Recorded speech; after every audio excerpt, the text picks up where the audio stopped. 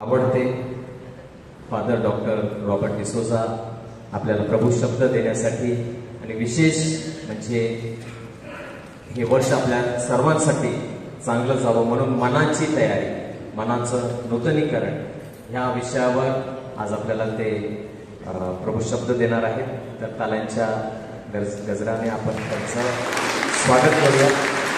प्रभूला धन्यवाद देऊ. Praise the Lord.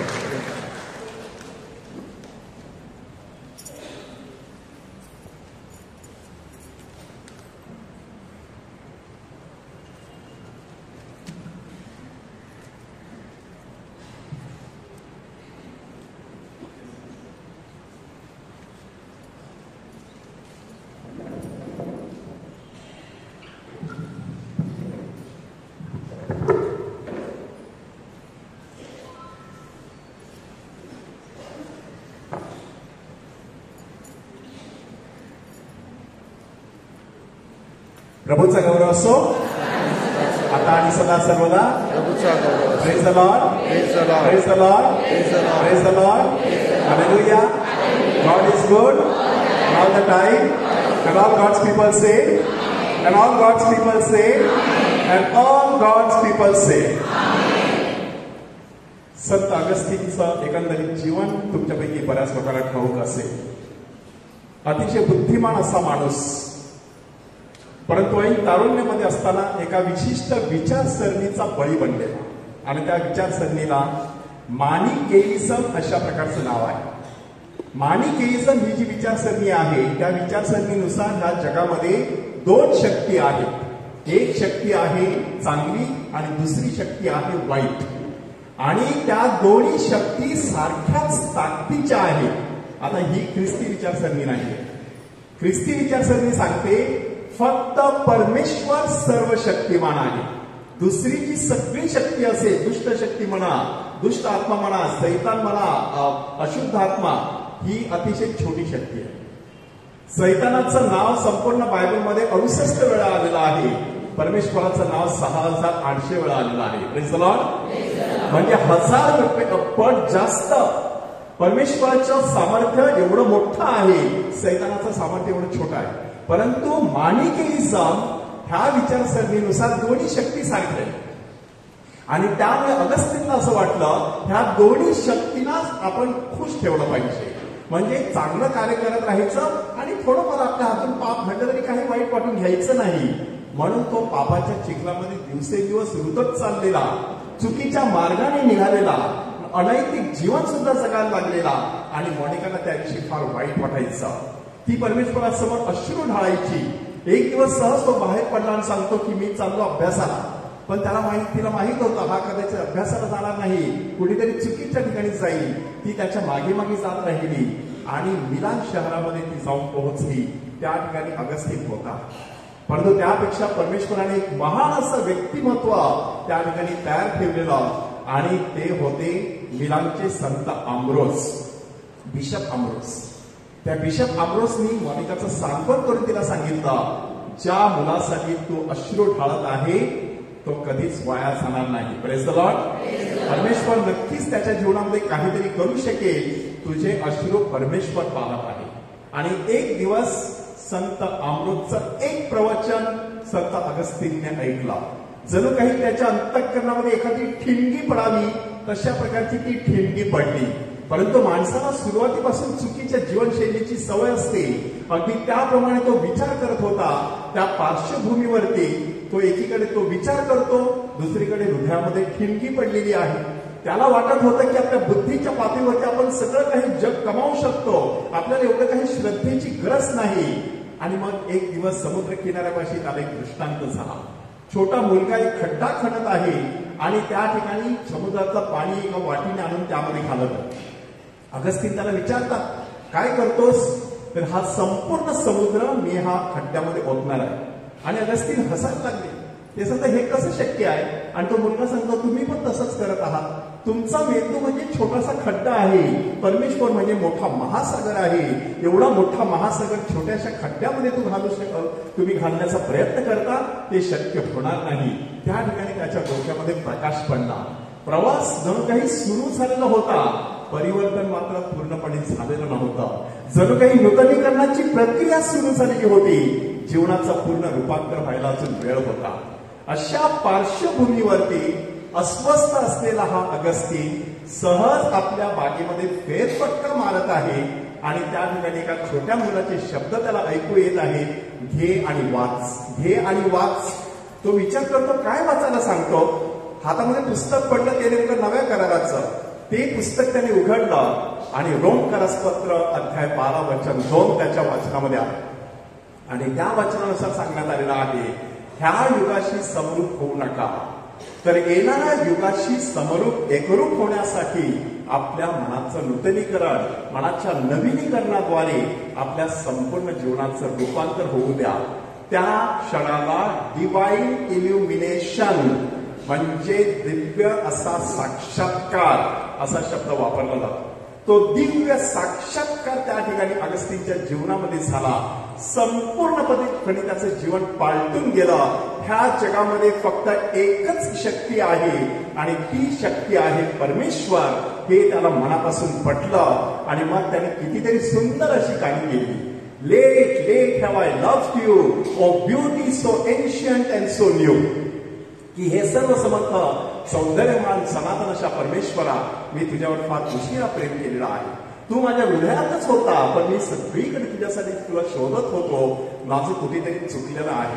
कुठेतरी त्याला जाणीव झालेली होती, our hearts are made for you, they will never rest until they rest in you. की हे परमेश्वरा, आमची हृदय तुझ्यासाठी निर्माण करण्यात आलेली आहे. ती तुझ्यामध्ये विसावा पावल्याशिवाय कधीच शांत होणार नाही.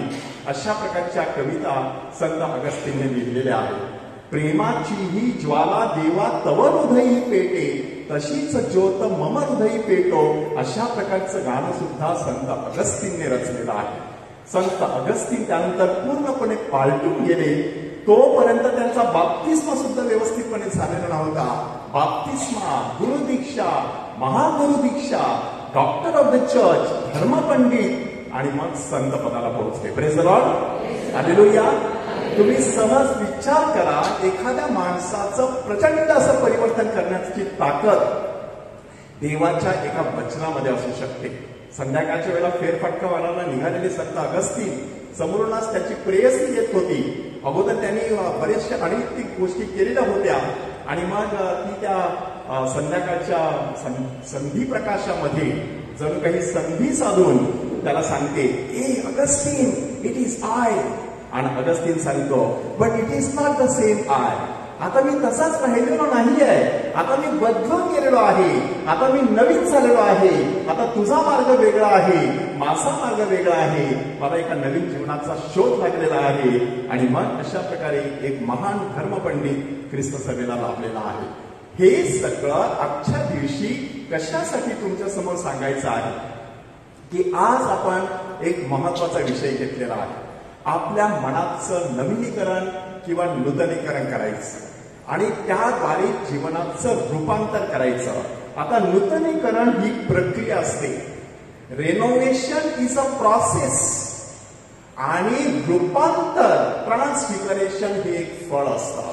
म्हणजे ते रूपांतर झालेलं आहे ते सगळ्या लोकांच्या लक्षात येतं, पण आतमधून ती नूतनीकरणाची प्रक्रिया, ती नवीनीकरणाची प्रक्रिया सतत अखंडितपणे चालू ठेवावी लागते. ती ज्यावेळेला थांबते तेव्हा आपल्या बाहेरच्या कृती म्हणा, आपलं जीवन म्हणा, आपले शब्द आणि आपले विचार म्हणा, सगळं काही वेगळं असतं. म्हणून आतमधून ही नूतनीकरणाची जी प्रक्रिया आहे ती आपल्याला सुरू ठेवायची आहे. परमेश्वराचं राज्य कुठे आहे? ते इथे आहे, तिथे आहे असं शोधत फिरू नका. परमेश्वराचं राज्य तुमच्या अंतःकरणामध्ये आहे असं प्रभू परमेश्वर आपल्याला सांगत आहे. म्हणून संत पौल ह्या 12व्या अध्यायामध्ये, रोमकरास लिहिलेल्या पत्रातील 12व्या अध्यायामध्ये 25 गोष्टी आपल्या समोर सादर करत आहे. 25-30 मिनिटांमध्ये आता मी ह्या सगळ्या 25 गोष्टी तुमच्या समोर सादर करणार आहे. आणि ह्या 25 गोष्टी ऐकत असताना ज्या गोष्टी तुम्हाला स्पर्शून जातील त्या तुम्ही चिंतनासाठी घ्यायची.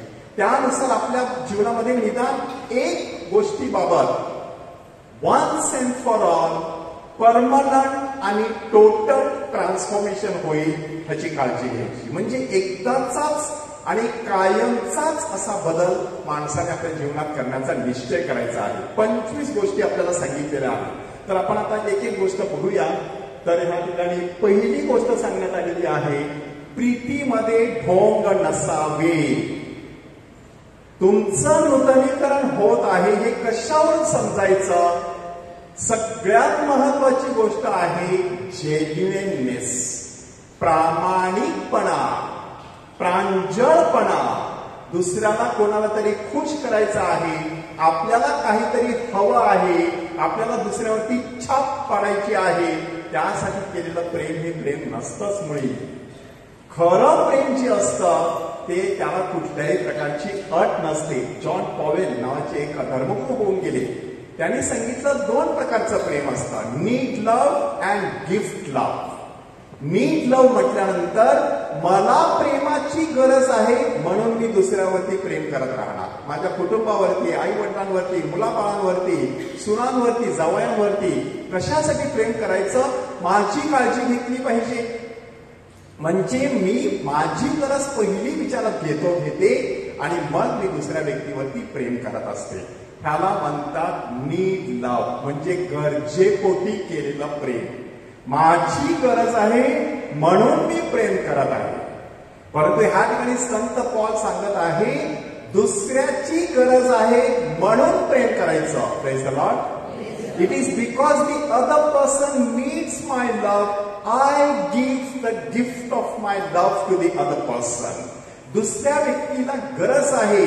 मग छोटं बाळ असू शकतं, आपला एखादा मित्र किंवा मैत्रीण असू शकतं, एखादा गरीब मनुष्य, कंगाल भिकारी असू शकतो, आणि विवाहित झालेल्या व्यक्ती असू शकतात, अडीअडचणीमध्ये सापडलेली लोक असू शकतात. अशांना माझ्या प्रेमाची गरज आहे. मदर तेरेसा त्यांनी सांगितलं, आज जग कसलं भुकेलेलं आहे? भाकरीचं भुकेलेलं नाही. आज जग प्रेमाचं भुकेलेलं आहे. आपल्याला कदाचित संपत्ती मिळते, आपल्याला सगळं काही मिळतं, पण प्रेम मिळत नाही.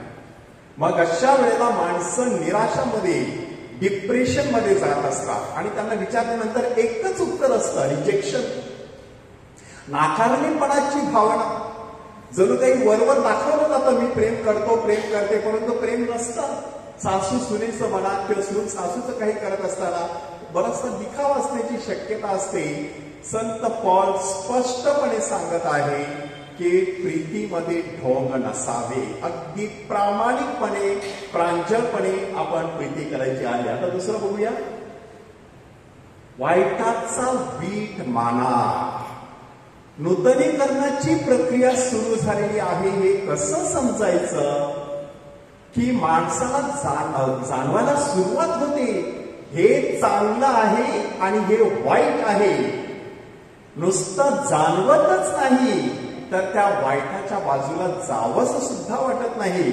अल्कोहोलिक अनॉनिमस या संघटनेमध्ये मी फिरत असतो. एक 55-60 मीटिंगसाठी मी जाऊन बसतो आणि त्या ठिकाणी त्या सगळ्यांची मी साक्षी ऐकत होतो. त्या साक्षी ऐकत असताना माझ्यावर एक गोष्ट लक्षात आली की त्यांना कुठेतरी एक निर्व्यसनीपणा किंवा व्यसन मुक्तीचा खजिना सापडलेला आहे, सोब्रायटी. ते सोब्रायटीचं नाणं जसं दिवस भरत जातात तसं अधिक खणखणीत बनत जातं, अधिक सोनेरी आणि चंदेरी म्हणा अधिक वजनदार बनत जातं. आणि मग त्यांच्यामध्ये आत्मविश्वास येतो, ह्या पुढे आपण कधीच ह्या दारूच्या घोटाला स्पर्श करायचा नाही. आणि एकदा त्यांनी तो निर्णय घेतला की अक्षरशः ते दारूचा वीट बांधतात. त्याला दारूचा त्यांना तिरस्कार वाटू लागतो. दारू पिणारी माणसं, दारूची दुकानं, दारू ठेवलेली मंडप किंवा लग्न समारंभ, कार्यक्रम, अशा ठिकाणी त्यांना जावंसं वाटत नाही. आतमधून कधी कधी दुसऱ्या व्यक्तीचा राग सुद्धा यायला लागतो की किती वेळा ह्या माणसाला सांगायचं हे सगळं सोडून दे, तरी देखील सोडून देत नाही. कुठेतरी वाईटाचा वीट म्हणायचा. स्तोत्रामध्ये आपल्याला सांगण्यात आलेलं आहे की माझ्या मुला सापापासून पळतात तसं पापापासून पळ. सापापासून माणूस का पळतो? सापाने दोष केल्यानंतर माणूस मरू शकतो. पापाने दोष केल्यानंतर आध्यात्मिक मृत्यू येत असतो. Praise the Lord. आध्यात्मिक मृत्यू ह्याचा अर्थ काय? परमेश्वराबरोबर असलेला आपला संबंध बिघडत असतो आणि संपूर्णपणे तुटू शकतो. बिघडलेला संबंध असतो ते लघु पाप असतं, तुटलेला संबंध असतो ते महापाप असतं. म्हणून ते महापाप कोणत्याही परिस्थितीमध्ये साक्रामेंट कन्फेशन मध्ये सांगायचं असतं आणि त्याद्वारे पुन्हा एकदा परमेश्वराशी आपल्याला संबंध जोडायचा असतो. आपल्याला सांगण्यात आलेलं आहे वाईटाचा वीटपणा. आता तिसरी गोष्ट बघूया. बऱ्याला चिकटून राहा. ते चिकटून राहणं महत्वाचं आहे. पहिल्या प्रथम चांगलं आणि वाईट ह्याच्याविषयी बऱ्याच लोकांच्या मनामध्ये गोंधळ असतो. त्यांना वाटतं की हे चांगलं आहे पण ते मुळात वाईट असू शकतं. पैसा कोणाला आवडत नाही. पैसा चांगला आहे की वाईट आहे असा जर प्रश्न विचारला तर वेगवेगळी उत्तरे येतील. परंतु एका विशिष्ट मर्यादेनंतर तोच पैसा तुमच्या घरामध्ये धुडघूस घालतो. ही आपली भावंड, आपली मुलं बाळं, आपलं कुटुंब एकत्र होतं. पैसे आले आणि सगळे विभागले. एक घर होतं, घराची 17 घरं झाली आहेत. 17 घरं 17 दिशेने बघत आहेत.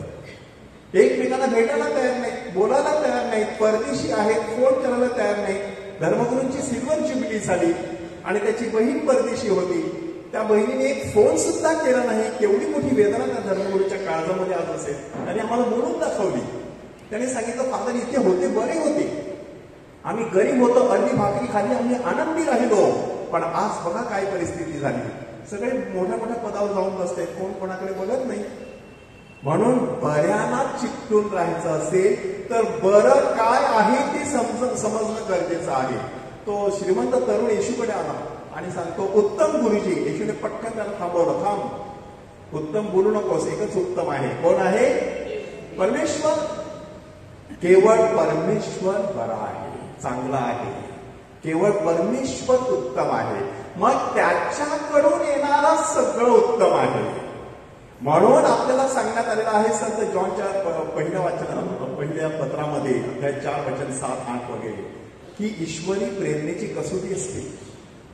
तुमच्या मनामध्ये येणारा प्रत्येक विचार देवाकडूनच येईल असं सांगता येत नाही. सैतानाकडून येऊ शकतो. म्हणून आपल्या मनात कोणता विचार कोणाकडून आलेला आहे सतत तपासायचं. संत पीटर प्रभू येशू ख्रिस्ताला सांगतो की तुम्ही जिवंत देवाचे पुत्र आहात. येशू सांगतो देवाने तुला प्रकट केलाय, मांस आणि रक्त ह्याने नव्हे तर माझ्या स्वर्गातील पित्याने हे तुला प्रकट केलेलं आहे. परंतु नंतर तो पेत्र त्याला सांगू लागला की प्रभूजी तुमच्या बाबतीत असं होऊ नये की तुम्हाला मारलं जाईल आणि खुशाल खेळलं जाईल. आणि येशू त्याला सांगतो सैताना माझ्यापासून चालता हो. ज्या पेत्राचं त्यांनी कौतुक केलं होतं त्या पेत्राचा तो निषेध करतो ह्या ठिकाणी. त्याचा अर्थ काय आहे? येशूने आवाज ओळखलेला, ती वाणी कोणाची आहे तपासून पाहायची. त्यासाठी परमेश्वराने आपणा प्रत्येकाच्या अंतःकरणामध्ये एक यंत्र ठेवलेलं आहे आणि त्या यंत्राचं नाव आहे सत्सद विवेक बुद्धी, कॉन्शन्स. ती सत्सद विवेक बुद्धी आतमधून तुम्हाला सांगत असते हे चुकीचं आहे, हे बरोबर आहे. ते चुकीचं केल्यानंतर ती टोचणी देणार, बरोबर केल्यानंतर आतमधून आनंदाची काळांची निघणार. म्हणून माणसाने आतला आवाज ऐकत राहणं आणि बऱ्याला चिकटून राहायचं आहे. पुढचं बघूया. बंधू प्रेमाच्या बाबतीत एकमेकांना खरा स्नेहभाव दाखवा. पहिला प्रथम बंधू प्रेम समजून घेऊया आणि खरा स्नेहभाव समजून घेऊया. हे बंधू प्रेम नक्की काय आहे? आता पालकांसाठी किंवा पित्यांसाठी हे पितृसत्ताक जी समाज पद्धती होती, पेट्रियार्कल सोसायटी, त्यामुळे बंधुप्रेम हा शब्द वापरलेला आहे. पण बंधुप्रेमामध्ये भगिनी प्रेम सुद्धा, विश्व बंधुत्व म्हटल्यानंतर सगळ्यांवरती प्रेम करायचा, भावा बहिणीसारखं प्रेम करायचं. रोम शहरामध्ये काय परिस्थिती निर्माण झालेली होती? एकीकडे यहुदी ख्रिस्ती जे होते त्या यहुदी ख्रिस्ती लोकांचा छळ सुरू होता. त्यातल्या काही जणांनी धर्म सोडलेला आणि दुसऱ्या काहींनी त्यासाठी आपलं रक्त सांडलेलं आणि दुसरे आणखी काही होते अजून छळ सहन करत होते. अशा वेळेला संत पॉल त्याला सांगत आहे बऱ्याला चिकटून राहायचं आहे. आणि त्याच्यातील एक महत्वाची गोष्ट कोणती आहे? ज्याने धर्म सोडलाय ते तुम्हाला त्रास देतील, ते तुम्हाला कदाचित येऊन काही काही चुकीचं सांगतील. कशाला चिकटून राहिलेला आहे, सोडून दे, चल. अशा वेळेला त्या व्यक्तीवरती प्रेम करून त्याला समजून घ्यायचं की त्याला पूर्ण धर्म समजलेला नाही, त्याच्यासाठी प्रार्थना करायची. परंतु बंधू प्रेमाच्या बाबतीत एकमेकांना खरा स्नेहभाव दाखवा. जेन्युइन लव्ह, खरा प्रेम म्हणजे अफेक्शन आपण ज्याला म्हणतो. हे जे अफेक्शन आहे ते अफेक्शन आईचं बाळावरती आणि बाळाचं आईवरती असलेलं जे प्रेम, अतिशय कोमल अशा प्रकारचं प्रेम, a tender kind of love, तशा प्रकारचा तो स्नेहभाव आहे. छोट्या छोट्या गोष्टीमधून तो आपल्या हा स्नेहभाव व्यक्त करता येऊ शकता. मदर तेरेसा सांगतात, peace begins with a smile. म्हणजे शांतीला सुरुवात एका स्मित हास्याने होत असते. एखादा तुम्ही स्माइल दिलं, शत्रूच्या मनामध्ये चांगली भावना निर्माण होऊ शकते. आता क्रिसमस येऊन गेला, नवीन वर्षाची सुरुवात येऊन गेली, संधी होती आपल्याला एखादा चांगला फोन करून गोड आवाजामध्ये एखाद्याला विश करायचा, त्या व्यक्तीचं मन आपण जिंकू शकतो. त्यासाठी खरा स्नेहभाव छोट्या छोट्या गोष्टीमधून व्यक्त करायचा. अजूनही संत पॉल त्याविषयी मार्गदर्शन करणार आहे, कशा प्रकारे छोट्या छोट्या गोष्टीतून व्यक्त करायचा. पुढे बघूया. तुम्ही प्रत्येक सण दुसऱ्याला आदराने आपणापेक्षा थोर माना. आज काय चाललंय जगामध्ये, काय वाटते तुम्हाला? माणसं दुसऱ्यांना थोर मांडण्यासाठी प्रयत्नशील आहेत की स्वतःच मोठी होण्याचा प्रयत्नशील आहे? प्रत्येक जण मोठा होण्याचा प्रयत्न करतो. प्रत्येक जण एखाद्याने ही कार आणली त्याच्यापेक्षा भारी कार आणून दाखवतो, ह्याने अमुक दारू वाटली त्याच्यापेक्षा मोठा ब्रँड वाटून दाखवतो. ही स्पर्धा चालली आहे आज जगामध्ये. लग्नासाठी कोणी किती खर्च करावा, किती तोळ्याचे दागिने घ्यावेत ह्याच्यावरून स्पर्धा चालली. कोणत्या प्रकारचे कपडे घालावे त्याच्यावरून स्पर्धा चाललेली आहे. Everybody is trying to become number one. But according to Jesus, if you want to become number one, you have to become no one. अशा प्रकारची शिकवण आहे प्रभूची. ज्याला पहिलं व्हायचं आहे त्याने शेवट व्हायला पाहिजे, त्याने धनी व्हायचंय, मालक व्हायचंय, त्याने सेवक झाला पाहिजे. अशा प्रकारची प्रभूची शिकवण आहे. म्हणून दुसऱ्यांना थोर मानायचं. येशूने त्याच्यासाठी उदाहरण कोणाचं दिलेलं आहे? छोट्या बाळकाचं. हा छोट्या बाळकाचा माझा स्वीकार करतो, तो माझा स्वीकार करतो. आणि बाळकासारखी झाल्याशिवाय स्वर्गाच्या राज्यात तुमचा प्रवेश होणारच नाही. बाळकासारखं व्हायचं म्हणजे नक्की काय करायचं? त्या बाळकासाठी काय असतं बघा, छोट्या बाळासाठी सगळं काही मोठं. माणूस मोठा दिसतो, बिल्डिंग मोठी दिसते, हत्ती मोठा दिसतो, एखादं पुस्तक बघितलं तरी ते मोठं दिसतं. त्याच्या हातातला पेन सुद्धा खूप मोठा, हातात धरवत सुद्धा नाही त्याला. छोटीशी बॅग सुद्धा त्याला पेलवत नाही. आपण मोठी मोठी ओझी आणि बॅगा वाहू शकतो, पण त्याच्यासाठी सगळं मोठं. माणूस ज्या वेळेला दुसऱ्याला अशा प्रकारे मोठं मानायला सुरुवात करत असतो, तेव्हा त्याच्या जीवनामध्ये खऱ्या प्रकारचा निखळ, चाइल्ड लाईक, बाल सदृश अशा प्रकारचा आनंद यायला सुरुवात होत असते. फक्त दुसऱ्याला मोठं मानायला सुरुवात करा. आणि बघा, आज मानपानाच्या गोष्टी सुरू आहेत. लग्नामध्ये तर मोठ्या प्रमाणात होते.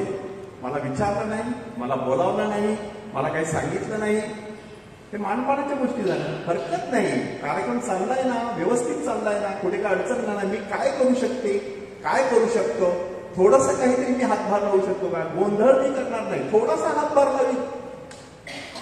असे सुरुवात केल्यानंतर परमेश्वर तुम्हाला उंचावतो. जो स्वतःला नमवितो त्याला उंचावतो. परमेश्वर उंचावणार मग. आणि जगाच्या पद्धतीवरून उंचावणार नाही, देवाच्या नजरेतून तुम्ही उंचावले जाणार. कशा प्रकारे? आशीर्वादावर आशीर्वाद, कृपेवर कृपा. येत असलेली, मिळत असलेली तुम्हाला चांगली येईल. पैसा कदाचित तुमच्याकडे नसेल, पण कृपा तुमच्याकडे असेल. विपन्नतेमध्ये कसं राहावं, संपन्नते कसं राहावं ते मला समजतं, असं संत पॉल म्हणतो. प्रभूसाठी मी ह्या जगातल्या सगळ्या गोष्टी हानी मानावं लागलो, असं संत पॉल आपल्याला सांगतो. अशा प्रकारची हीनता स्वतः स्वीकारायची आहे, दुसऱ्यांना आपल्यापेक्षा थोर मानायचं आहे. पुढे बघा. आस्थेविषयी मंद असू नका. तुम्ही विचार कराल की ही आस्था म्हणजे नक्की काय? आपण एखाद्याची आस्थेने विचारपूस करत असतो, चौकशी करत असतो. तर नुसती तेवढी आस्था नाही, इथे आस्था म्हणजे तळमळ. इथे आस्था म्हणजे कळकळ. एखाद्या व्यक्तीविषयी आपल्याला कळवळ आणि कळकळ वाटते, पण इथे तळमळ आहे, झेल आहे. म्हणून कॅथलिक कॅरिस्मॅटिक व्यक्ती जी असते त्या व्यक्तीमध्ये मरकळ नसते, तळमळ असते. Praise the Lord, hallelujah. मरगळ आलेली आहे का? की तळमळ वाटत आहे, मला प्रभूविषयी जाणून घ्यायचं आहे, प्रभूठाई मला नवीन जीवन सुरू करायचं आहे. संत पॉल अपायस 10 सांगतात तसं ख्रिस्ताठाई सर्व गोष्टींचं नूतनीकरण करा. मनाच्या नूतनीकरणापासून सुरुवात, पण जीवनातल्या सगळ्या गोष्टीचं मला नूतनीकरण करायचं आहे. नवीन वर्ष उगवलेलं आहे, कॅलेंडर बदललेली आहे, आपल्या हातातील घड्याळातील तारखा बदललेल्या आहेत आणि डायऱ्या बदललेल्या आहेत, पण हृदय बदललं नसेल तर हे सगळं फुकट. Praise the Lord, hallelujah.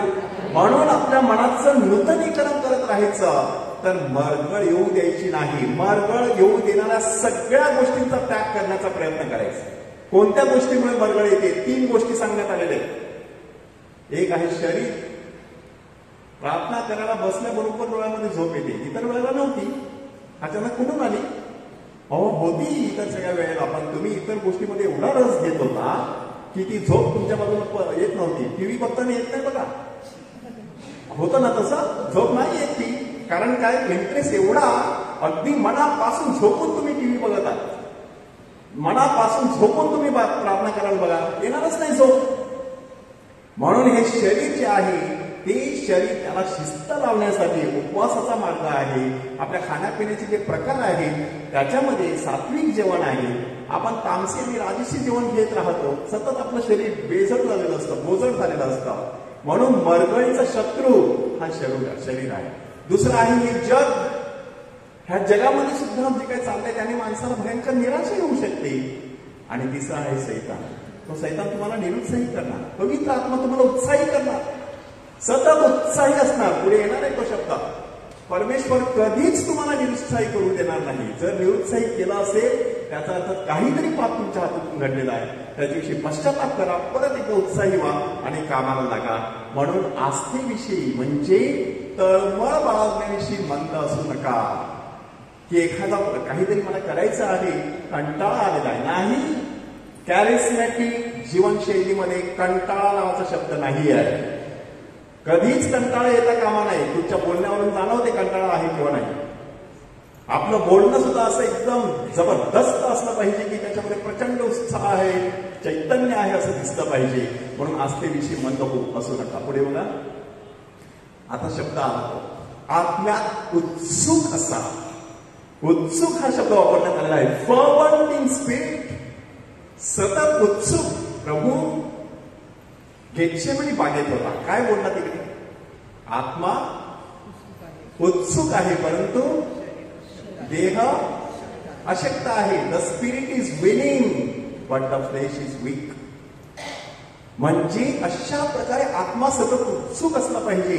कधी एकदा तो महिन्याचा पहिला शुक्रवार येतो आणि ह्या प्रार्थनेला जाते. कधी एकदा तो सोमवारची प्रार्थना येते आणि त्या प्रार्थनेमध्ये जाऊन बसते. कधी एकदा दुपारचे 3 वाजतात आणि दैवी दयेच्या प्रार्थनेला बसते. कधी एकदा सकाळ होते आणि माझी ती प्रार्थना वगैरे सर्व मी सुरू करतो.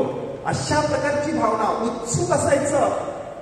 ह्या गोष्टीचा कंटाळा करायचा नाही, सातत्याने मला. आणि मग ह्याचं फळ काय आहे?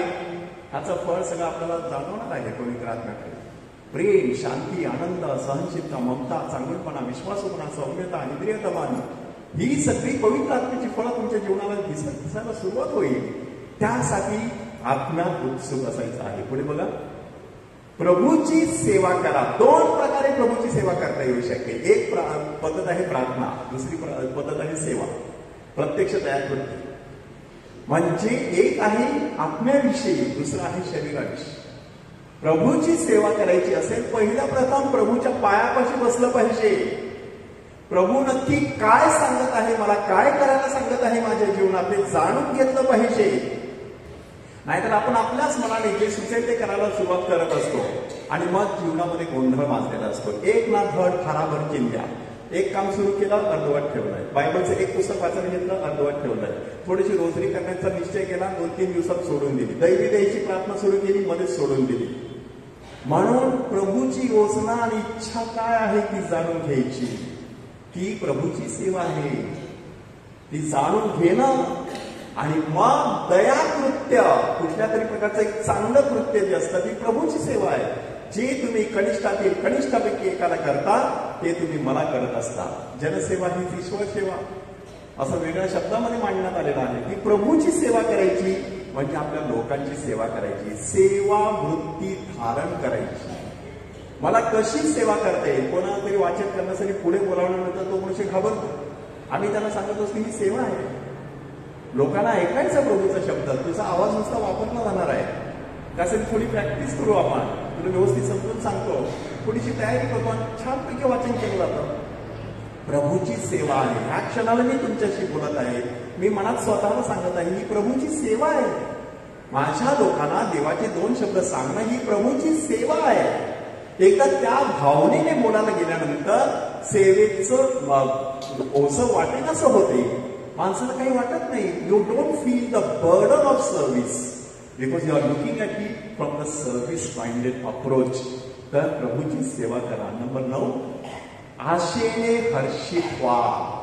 आशा, एखादी गरोदर स्त्री असते, तिला माहित असते एक दिवस आपल्याला बाळाचं तोंड बघायचं आहे. नुसत्या त्या कल्पनेनेच तिच्या चेहऱ्यावरती हास्य फुलत असतं. डॉक्टरांनी सांगितलं सगळं काही समजा व्यवस्थितपणे आहे, बाळ व्यवस्थित आहे, सुदृढ आहे, अशा प्रकारे सर्व सांगितल्यानंतर अजून तिची आशा फुलत राहते. ह्या ठिकाणी कोणत्या प्रकारची आशा आहे? माझा प्रभू सर्व काही स्थिर स्थावर करेल. विशेष करून अडीअडचणीच्या काळात, नंतर येणार आहे ते सर्व, पण आशेने हर्षित व्हायचं. आगमन काळामध्ये ती आशा प्रज्वलित केली जाते. त्यानंतर प्रायश्चित्त काळामध्ये सुद्धा प्रज्वलित केली जाते. कन्फेशनच्या वेळेला सुद्धा, मृतांच्या वेळेला सुद्धा ती आशा प्रज्वलित केली जात असते एका रंगाद्वारे. आंदोलन काय आहे? जांभळा. त्या जांभळ्या रंगाद्वारे सांगितलं जातं, आता जर तुम्ही दुःख भोगत नसाल तरी घाबरू नका. आणि संत पीटर तर स्पष्टपणे सांगतो की जे वैभव तुम्हाला नंतर मिळणार आहे त्या सार्वकालिक वैभवापुढे ह्या जगात तुला क्षणभंगूर असं दुःख काहीच नाही. पण त्या आशेने माणसाने हर्षित राहिलं पाहिजे. आशा माणसाची एकदा निघून गेली की माणसाच्या जीवनामध्ये निराशा येण्याची शक्यता असते. हा तिकवा नावाचा हिब्रू शब्द आहे आणि यहुदी लोकांसाठी आज सुद्धा तो शब्द फार महत्वाचा आहे. ते म्हणतात, एकदा ही आशा माझ्या मनातून निघून गेली आमच्या मनातून की आम्ही पुढे जाऊ शकत नाही. म्हणून आशेने हर्षित व्हा असं सांगण्यात आलेलं आहे. पुढे बघा, संकटात धीर धरा. त्या ठिकाणी खऱ्या अर्थाने कसोटी असते. संत जॉन पॉल II ह्यांनी सांगितलेलं आहे की तुमची श्रद्धा किती मजबूत आहे किंवा किती कमकुवत आहे कसं समजायचं? संकटात तुम्ही काय करता. ते संकट 2 प्रकारचं असतं. एक असतो मोह, ते पण संकट आहे, आध्यात्मिक संकट आहे. मोह हे आध्यात्मिक संकट आणि नीतिमान पुरुष बरोबर समजत असतो हे मला संकट आहे. मोह प्रभूने बरोबर त्या सैतानाला सांगितलं, चालता हो, संकट होतं त्याच्यावरचं. तशा प्रकारचं मोह, संकट आणि दुःख जीवनामध्ये येत असतं. त्यावेळेला माणूस कसा वागतो? कितीही मोठ्या प्रकारचं दुःख येऊ द्या, आपल्याला सांगता आलं पाहिजे त्याच्यापेक्षा माझा परमेश्वर मोठा आहे. When there is a problem in your life, you can always make 2 statements. One statement is, "Oh God, what a big problem." But you can also say, "Oh problem, what a big God." Praise the Lord. की हे समस्या आहे त्याच्यापेक्षा माझा परमेश्वर खूप मोठा आहे. तो माझा परमेश्वर मला नक्कीच ह्या संकटातून बाहेर काढेल. फक्त त्या काळामध्ये मला धीर धरता आला पाहिजे. Be patient in tribulation. पुढे, प्रार्थनेत तत्पर असा. तो तत्पर शब्द परत एकदा येणार आहे. तत्पर असायचं म्हणजे प्रार्थनेमध्ये पूर्ण लक्ष परमेश्वरावरती आपल्याला लावता आलं पाहिजे. आपल्या बऱ्याच लोकांच्या ह्या अडचणी आहेत. प्रार्थनेला बसल्यानंतर विचार येतात, प्रार्थनेला बसल्यानंतर आठवण येते की हे काम राहिलं आहे, ते काम राहिलं आहे, अमुकाला फोन करायचं आहे, ते काम राहिलेलं आहे. कारण प्रार्थनेमध्ये आपण शांत होतो, मनातले सगळे विचार वरती येत असतात. अशा वेळेला संपूर्ण लक्ष प्रभूवरती केंद्रित करायचं. त्या विचारांचं रूपांतर प्रार्थनेत करायचं. कसं ते सांगतो बघा. समजा तुम्ही प्रार्थनेला बसलेले आहात आणि तुम्हाला आठवण पडली की अरे गॅसचा नंबर द्यायचा राहिलेला आहे. आता त्याचं रूपांतर प्रार्थनेत कसं करायचं? प्रभू, माझ्या गॅसचा नंबर द्यायचा राहिलेला आहे, मला परत एकदा आठवण करून दे. पण मी प्रार्थना करते की मला परत एकदा व्यवस्थित आठवण करून आल्यानंतर मी तो गॅसचा नंबर देईन. मी आता तुझ्या हाती सोपवते आणि प्रार्थना सुरू ठेवते. अशा प्रकारे जे विचार येत असतात त्या विचारांचं रूपांतर माणसाने प्रार्थनेमध्ये करायचं असतं. त्या प्रार्थनेमध्ये सतत तत्पर असा. तिथे कंटेंट असा शब्द वापरण्यात आलेला आहे, म्हणजे समाधानी. एका माणसाने आम्हाला विचारलं, आता प्रार्थना करून काय मिळते? तर म्हटलं, तुम्हाला काय हवंय? मला भरपूर पैसा हवाय. हरकत नाही, त्याने काय होईल? मग मला खूप मज्जा वाटेल, खूप आनंद होईल, सुखी होईल. असं तुम्ही बघितले श्रीमंत माणसं आहेत का सगळी सुखी? सगळी मज्जेत आहेत ना? का त्यांच्या जीवनात काही अडचणी आहेत? हो आहेत. म्हणजे पैसा तुम्हाला तेवढं सगळं काही देऊ शकत नाही. पण त्यापेक्षा प्रार्थनेद्वारे आम्हाला जे समाधान मिळतं त्या समाधानातून बऱ्याचशा गोष्टी करण्याची आंतरिक ताकद येत असते. कोणतीही गोष्ट जीवनामध्ये निर्माण होऊ द्या, माझा प्रभू माझ्या बरोबर आहे, मजला कसली भीती, परमेश्वरा मेंढपाळ माझा, मजला कसली भीती, मला काहीच होणे पडणार नाही. तशा प्रकारचं समाधान प्रार्थनेमध्ये असलं पाहिजे. संत जॉन पॉल दुसरे ह्याही बाबतीत सांगितलेलं आहे, तुमची प्रार्थना चांगली झाली हे कशावरून समजायचं? दोन गोष्टी, शांती आणि आनंद. प्रचंड अशी शांती तुम्हाला आतमध्ये जाणवेल की छान वाटला, खूप शांत वाटला, एक भाग. आणि दुसरं म्हणजे खूप आनंद वाटला, स्वर्गीय आनंद की जो आम्हाला खाण्यापिण्यात मिळत नाही, जो इतर सगळ्या भौतिक गोष्टीमध्ये मिळत नाही, तशा प्रकारचा आनंद प्रार्थनेमध्ये तत्पर असा. पुढे बघा, पवित्र जनांच्या गरजा भागवा. आता इथे पवित्र जन म्हणजे धर्मगुरू, सिस्टर्स, पोप, बिशप असा त्याचा अर्थ नाहीये. त्या ठिकाणी सेंट्स असा शब्द वापरलाय, contribute to the needs of the saints. तर तो सेंट्स शब्द कोणासाठी वापरलाय बघा, प्रारंभीच्या ख्रिस्त सभेत जेवढ्या लोकांनी बाप्तिस्मा घेतलेला असायचा त्या सगळ्यांसाठी पवित्र जन असा शब्द वापरला. संत पीटरने एका पत्राच्या सुरुवातीला सांगितलेलं आहे, पवित्र जन होण्यासाठी ज्यांची निवड झाली आहे अशा लोकांना मी हे पत्र लिहित आहे, वडील म्हणून हे पत्र लिहित आहे. पवित्र जन होण्यासाठी म्हणजे बाप्तिस्मा झाल्यापासून आतापर्यंत जीवन जगत असताना त्यांच्या ज्या वेगवेगळ्या गरजा असतात, नुसत्या शारीरिक नाही, आध्यात्मिक गरजा भागवा. म्हातारा माणूस बेडवरती पडलेला असतो आणि अशा व्यक्तीला त्याला असं वाटत असतं की माझ्याकडे कोणीतरी येऊन मला प्रभूची सुवार्ता सांगावी. मी एका माणसाला भेटायला गेलो होतो, त्याने हात असा घट्ट पकडला आणि मला सांगितलं की फादर, तुम्ही कधी रोमला जाणार आहेत का, पोपला भेटणार आहेत का? तर मी हळूच असं त्यांना विचारलं, आजोबा का बरं? नाही, त्यांना जाऊन सांगा मी रोज पोप फ्रान्सिससाठी रोजरी करतो. बघा त्याची भावना कोणती आहे बघा, आमचे सर्वोच्च अधिकारी पोप फ्रान्सिस यांच्यासाठी आमच्या बेडवरती पडून आम्ही रोजरी करत आहोत. ही त्याची भावना आहे. ही कोणाला तरी त्याला सांगावीशी वाटते, ही त्याची गरज आहे. इथे एवढ्या साक्षी तुम्ही दिल्या, कोणाला तरी हे सांगावंसं वाटतं, प्रभूने माझ्यासाठी हे केलेलं आहे, हे सांगावंसं वाटणं ही गरज आहे. एखादं सुवचन ऐकावं वाटणं ही गरज आहे. तुरुंगातली लोक आहेत, प्रभूची सुवार्ता ऐकण्यासाठी थांबलेले आहेत. ख्रिस्त सभा तुरुंग सेवा दिन साजरा करत असते. तुरुंग प्रिझन मिनिस्ट्री नावाचा एक सेवेचा प्रकार आहे. आपले धर्मगुरू जाऊन त्या ठिकाणी त्यांना सुवार्ता सांगत असतात की ह्या काळामध्ये सुद्धा घाबरू नका, परमेश्वर तुम्हाला मुक्त करेल, शुद्ध करेल, नवीन जीवन देऊ शकतो, मात्र पश्चाताप करा, नवीन जीवन स्वीकारा. अशा प्रकारे सुवार्ता त्या ठिकाणी सांगितली जात असते. पवित्र जनांच्या ह्या गरजा भागवायच्या आहेत. पुढे, आतिथ्य करण्यात तत्पर असा. तत्पर शब्द परत आला बघा. आतिथ्य म्हणजे हॉस्पिटॅलिटी, आगत स्वागत, आणि उदाहरण आहे जक्काईच. प्रभू येशू ख्रिस्ताचा स्वीकार करण्यासाठी ह्या माणसाची मनापासून तयारी होती, पण त्याने विचार केला मी जगातला, माझ्या घरी हा माणूस कधीच उतरणार नाही आणि त्याला धक्का बसेल अशा प्रकारची बातमी येशूने दिली. जक्कई त्वरा करून खाली ये, आज मला तुझ्या घरी उतरायचंय. आणि त्याने आनंदाने त्याचे आगत स्वागत केले, त्वरेने, तत्पर. ह्या शब्दाचा अर्थ तिकडे आहे. घरामध्ये आलेल्या प्रत्येक पाहुण्याचं स्वागत जणू काही प्रभू आपल्या घरी आलेला आहे अशा तत्परतेने करायचं. मोनॅस्टिक लाईफ आहे, बंदिस्त सिस्टर्स आहेत, क्लॉस्टर. त्यांच्याबरोबर मी 1 महिना राहिलो बँगलोरला, आणि त्या ठिकाणी प्रत्येक वेळेला बेल वाजली की दरवाजा उघडताना सिस्टर बोलायची की वेलकम माय लॉर्ड, माझ्या प्रभू तुझं स्वागत असो. कोणीही माझ्या घरी येऊ द्या, त्याचं स्वागत मी प्रभूसारखं करणार. अतिथी देवो भव, म्हणजे पाहुणा येतो तेव्हा साक्षात परमेश्वर येत आहे अशा प्रकारे मी त्या व्यक्तीचं स्वागत करणार आहे. आदरातिथ्य. यहुदी समाजामध्ये आदरातिथ्याला प्रचंड असं महत्व होतं. मध्यरात्री आलेला मित्र सगळ्या प्रकारच्या अडचणी दूर करून त्या मित्राला मदत करायला तयार असतो. अशा प्रकारचा आदरातिथ्य, आपल्या घरी आलेल्या पाहुण्यांचं स्वागत अगदी ख्रिस्ती पद्धतीने आनंदाने आपल्याला करता आलं पाहिजे. पुढे बघूया. तुमचा छळ करणाऱ्यांना आशीर्वाद द्या, आशीर्वादच द्या.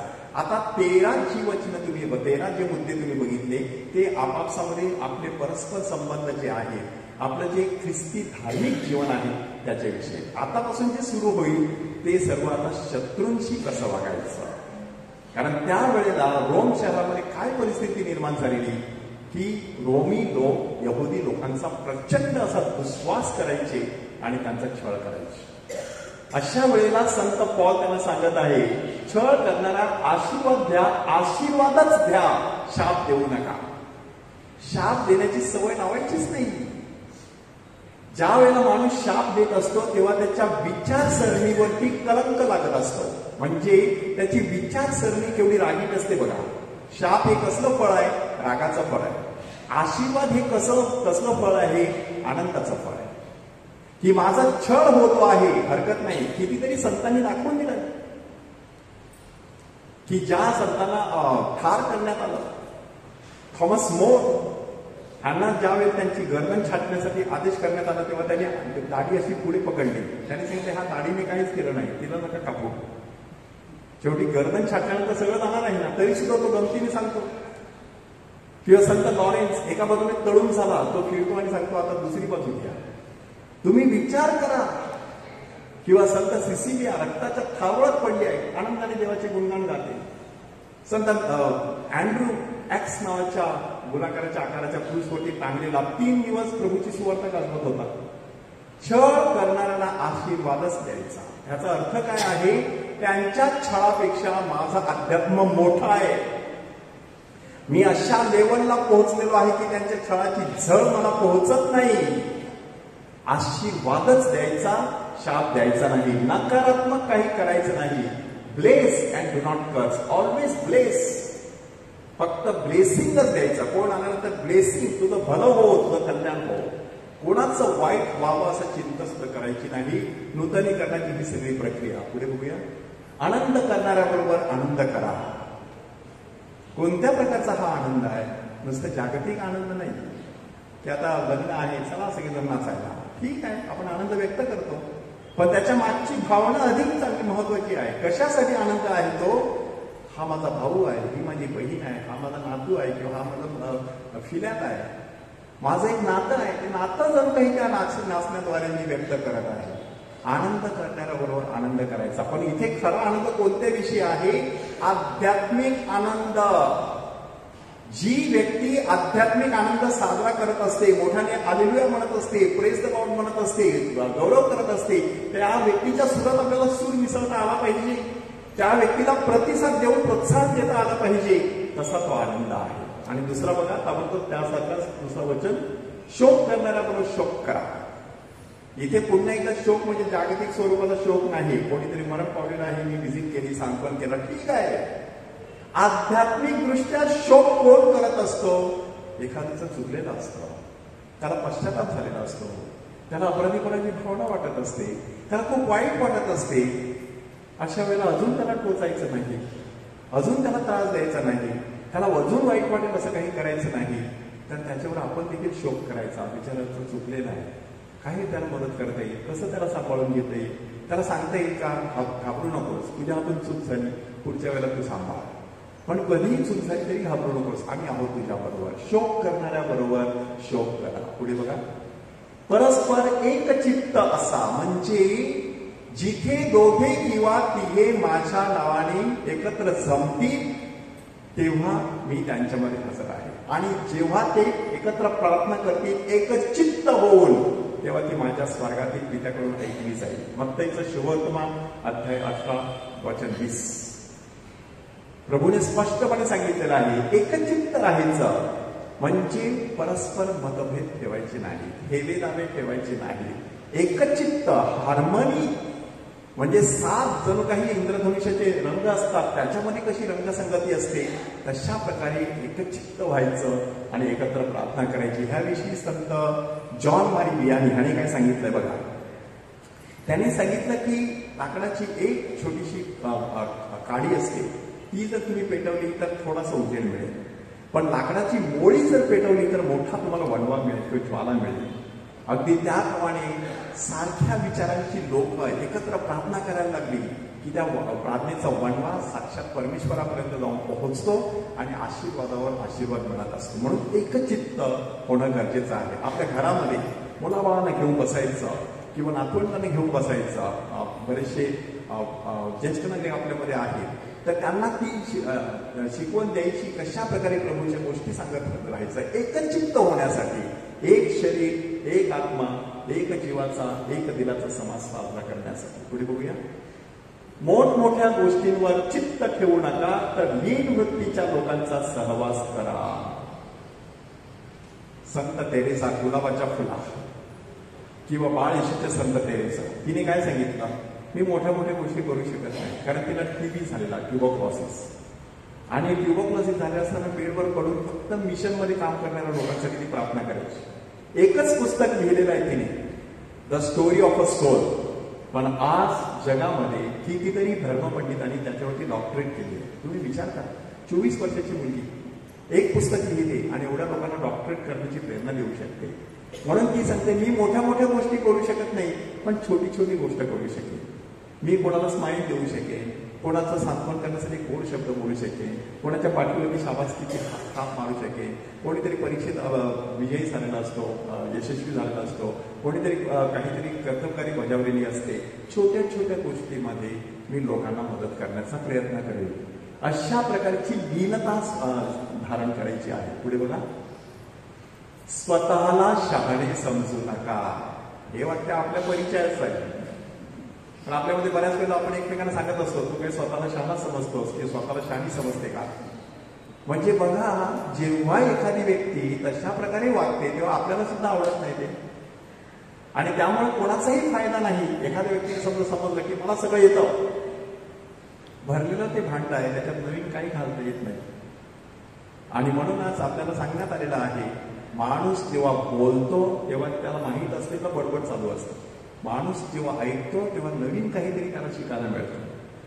म्हणून माणसाने स्वतःला सांगत राहायचं आहे, मला शिकायचं आहे. शिकायचं असेल तर मला नम्र राहिलं पाहिजे. विद्या विनयानं शोभते.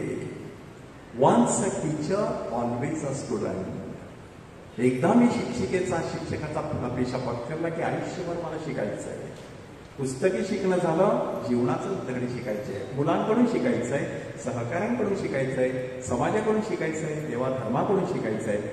शिकण्याची प्रक्रिया आयुष्यभर सुरू ठेवायची असते. म्हणून पौलाने जे सांगितलेलं आहे. पुढे बघूया.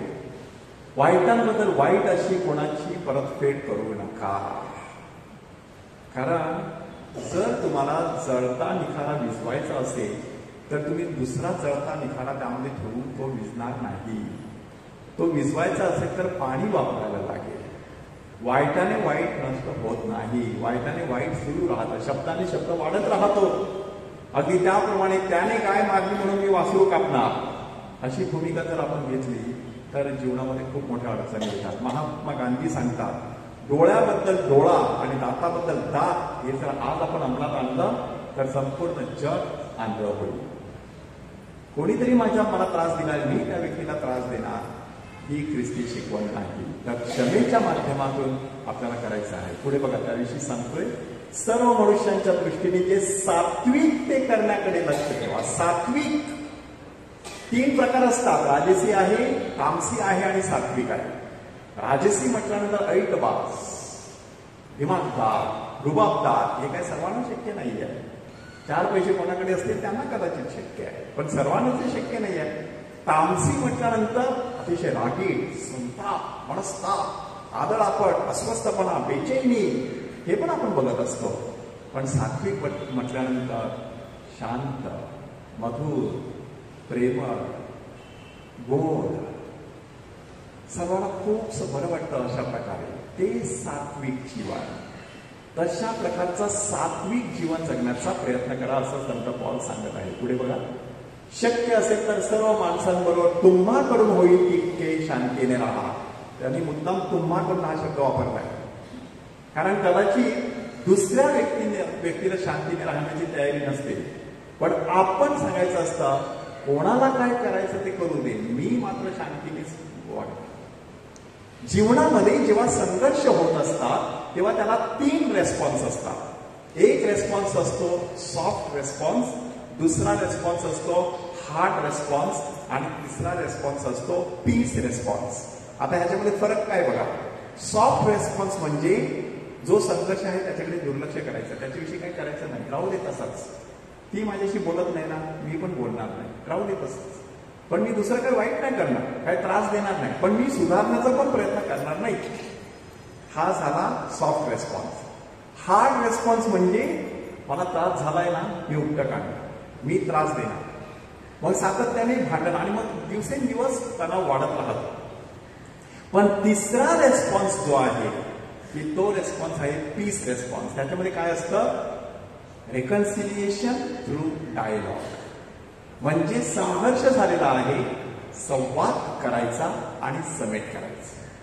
संवादाच्या माध्यमातून समेटाच्या मैदानापर्यंत जाऊन पोहोचायचं. त्यासाठी इतर सगळ्या लोकांबरोबर शांतीने, आपल्या बाजूने तरी शांतीने राहायचं. पलीकडची व्यक्ती शांत असेलच अशी गॅरंटी नाहीये. म्हणून स्तोत्र काय सांगतो की my heart is ready O Lord, my heart is ready. हे परमेश्वरा, माझं हृदय तयार आहे समेट करण्यासाठी. पलीकडच्या व्यक्तीचं नसेल कदाचित, पण मी शांतीने राहायला तयार आहे. तशी भावना आपली असावी. पुढे बघा, सूड उगवू नका तर देवाच्या क्रोधाला वाट द्या, कारण असा शास्त्र लेख आहे की सूड केले माझ्या हाती आहे, मी फेड करेन असे प्रभू मानतो. कधीच सूड उगवायचा नाही. दाविदावरती ज्याच्या वेळेला त्याच्या शत्रूने हल्ला केला, मग तो शौल असो, त्याचा मुलगा अब्शोलोम असो, त्याचे लोक असो, कोणीही असो, शिमेई नावाचा दुसरा माणूस होता जो शिव्यागाळी देत होता, परंतु दाविदाने काहीच केलं नाही. अशा वेळेला दावीद कुठे गेला, देवापुढे गेला. त्याने आपलं गाणं देवाला सांगितलं, त्याने त्या माणसाविषयी दुसऱ्या कोणाकडे तक्रार केली नाही. म्हणून तुमच्यावरती कुठल्याही प्रकारचा हल्ला झाल्यानंतर देवाकडे वळा, त्याच्या हाती सगळं सोपा, देव बघून घे. आणि अशा प्रकारची भावना नाही की आता मला त्रास दिला, मी देवाला सांगितलं देवाने त्याचं वाईट करावं, नाही. जुन्या कराराची तशी भावना होती. म्हणून काही स्तोत्रामध्ये असे शब्द आपण ऐकतो, त्याची बायको विधवा हो, त्याची मुले फिरकेला लागो, त्याचं घर उजाड करो, त्याचा मुद्दा दुसरा घेऊ. हे शब्द तुमच्या परिचयाचे असतील, आहे स्तोत्र 69 मध्ये, स्तोत्र 109 मध्ये. पण त्याच्यामध्ये भावना कोणती होती, देव जर न्याय करणार असेल तर इथेच करेल. म्हणून माझ्या समोर हे सगळं झालं तर मी मला पटेल की देवाने न्याय केला. आता आपला विश्वास काय, देव नंतर सुद्धा न्याय करणार आहे. म्हणून त्या व्यक्तीला देवाच्या हाती सोपवायचं, पण आपली शांती कळू द्यायची नाही. पुढचं बघूया. उलट पक्षी तुझा शत्रू भुकेला असल्यास त्याला खावयास दे, ताणलेला असल्यास त्याला प्यावयास दे. असे केल्याने तू त्याच्या मस्तकावर निखाऱ्याची रास करशील. ह्याच्यामध्ये भावना कोणती आहे बघा. त्यावेळेला एखाद्या व्यक्तीने समजा काहीतरी वाईट केलं असेल तर त्या व्यक्तीच्या डोक्यावरती निखारे असलेलं घमेलं ठेवलं जायचं. आता तुम्ही विचार करा, घमेल्याची जी गरम अशी तापलेली अवस्था असते ती त्याच्या डोक्याला लागणार आणि ते निखारी घेऊन त्याने सगळ्या लोकांसमोर असं चालायचं. म्हणजे केवढं एकीकडे वेदना आणि दुसरीकडे अपमान, दोन्ही गोष्टी त्या व्यक्तीच्या वाट्याला यायच्या. तर संत पॉल सांगतो, जेव्हा तुम्ही दुष्कृत्याबद्दल सत्कृत्य अशी भावना करता तेव्हा त्या व्यक्तीला नाचल्यासारखं होतं, त्या व्यक्तीला अपमानित झाल्यासारखं, ओशाळल्यासारखं होते. तर तशा प्रकारची भूमिका घ्यायची, पण आपण ते चांगलं तेच करत राहायचं. शेवटचा महत्वाचा मुद्दा आहे आता, वाईटाने जिंकला जाऊ नकोस तर बऱ्याने वाईटाला जिंक. 2 प्रकारचं युद्ध आपल्या अंतःकरणात सतत चालू असतं. जणू काही 2 अस्वल आपल्यामध्ये भांडत असतात. आणि एका आजोबाने मुलाला तसंच सांगितलं की आपल्यामध्ये ना 2 अस्वल असतात, एकमेकाशी भांडतात. तर मुलाने आजोबाला प्रश्न विचारला, मग कोणाचा विजय होतो? तर ज्याचं तू पालन पोषण करशील त्याचा विजय होतो. वाईटाचं पालन पोषण केलं तर वाईटाचा विजय होणार, चांगल्याचं पालन पोषण केलं तर चांगल्याचा विजय होणार. आपण चांगल्याचीच वाट करायची, चांगल्याच मार्गाने जायचं, तरच आपल्या मनाचं नूतनीकरण ही प्रक्रिया सुरू राहील आणि खऱ्या अर्थाने परमेश्वराला जे अपेक्षित आहे ते आपल्या जीवनाचं रूपांतर होईल. प्रभूचा गौरव असो आता आणि सदा सर्वदा. Praise the Lord, praise the Lord, praise the Lord. Hallelujah, hallelujah, hallelujah. God is good and all the time, and all God's people say, and all God's people say, and all God's people say.